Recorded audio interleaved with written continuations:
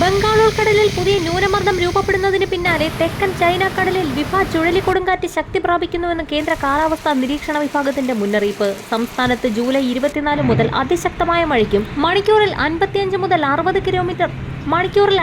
മുതൽ 60 കിലോമീറ്റർ വരെ വേഗതയിൽ അതിശക്തമായ കാറ്റിനും സാധ്യത. നിലവിൽ രൂപപ്പെട്ടിരിക്കുന്ന ഇരട്ട ന്യൂനമർദ്ദങ്ങൾ തീവ്ര ന്യൂനമർദ്ദമായി മാറുന്ന സാഹചര്യത്തിലാണ് ജൂലൈ 24ഓടെ വടക്കൻ ബംഗാൾ ഉൾക്കടലിൽ പുതിയ ന്യൂനമർദ്ദം രൂപപ്പെടാൻ സാധ്യതയുണ്ടെന്നും അതിനാൽ കേരളത്തിൽ അടുത്ത 5 ദിവസം കനത്ത മഴയുണ്ടാകുമെന്നും കേന്ദ്ര കാലാവസ്ഥാ നിരീക്ഷണ വിഭാഗം ഏറ്റവും പുതിയ കാലാവസ്ഥാ ബുള്ളറ്റിനിൽ വ്യക്തമാക്കിയിരിക്കുന്നത്.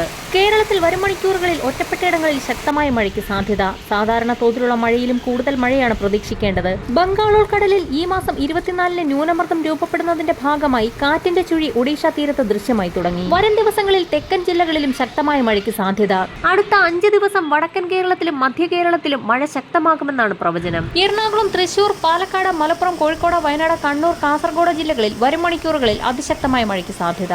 തെക്കൻ ജില്ലകളിൽ ശക്തമായ മഴയ്ക്ക് സാധ്യതയുണ്ടെങ്കിലും ഈ ജില്ലകളെ അപേക്ഷിച്ച് മധ്യ വടക്കൻ ജില്ലകളിൽ കാലവർഷം കൂടുതൽ സജീവമാകുമെന്നാണ് മുന്നറിയിപ്പിൽ വ്യക്തമാക്കിയിരിക്കുന്നത്. 24 മണിക്കൂറിൽ 115.6 മില്ലിമീറ്റർ മുതൽ 204.4 മില്ലിമീറ്റർ വരെ മഴ ലഭിക്കുമെന്നാണ് അതിശക്തമായ മഴ മുന്നറിയിപ്പിൽ വ്യക്തമാക്കിയിരിക്കുന്നത്. വടക്ക് പടിഞ്ഞാറ് മധ്യപ്രദേശിന് മുകളിൽ സ്ഥിതി ചെയ്യുന്ന തീവ്ര ന്യൂനമർദ്ദം മധ്യ ഇന്ത്യയിൽ കാലവർഷത്തെ ശക്തിപ്പെടുത്തുകയും പടിഞ്ഞാറൻ തീരത്ത് കാലവർഷക്കാറ്റിനെ സജീവമാക്കി നിലനിർത്തുകയും ചെയ്യുന്നുണ്ട്. തിരുവനന്തപുരം, പുഴയൂർ മുതൽ കാസർഗോഡ് വരെയുള്ള തീരദേശങ്ങളിൽ 3.5 മീറ്റർ വരെ ഉയർന്ന തിരമാലയ്ക്ക് സാധ്യതയുള്ളതിനാൽ മത്സ്യത്തൊഴിലാളികളും തീരദേശവാസികളും ജാഗ്രത പാലിക്കണമെന്ന് ഇൻകോയിസ് മുന്നറിയിപ്പ് നൽകി. ഇതേസമയം ഏഷ്യയുടെ പസഫിക് തീരത്ത് വൻ തുടർ ഭൂചലനങ്ങൾ റിപ്പോർട്ട് ചെയ്യുന്ന സാഹചര്യത്തിൽ സുനാമി മുന്നറിയിപ്പ് നൽകി. വരും മണിക്കൂറുകളിലെ കാലാവസ്ഥാ മുന്നറിയിപ്പുകൾക്കായി ചാനൽ സബ്സ്ക്രൈബ് ചെയ്യാൻ മറക്കാതിരിക്കുക.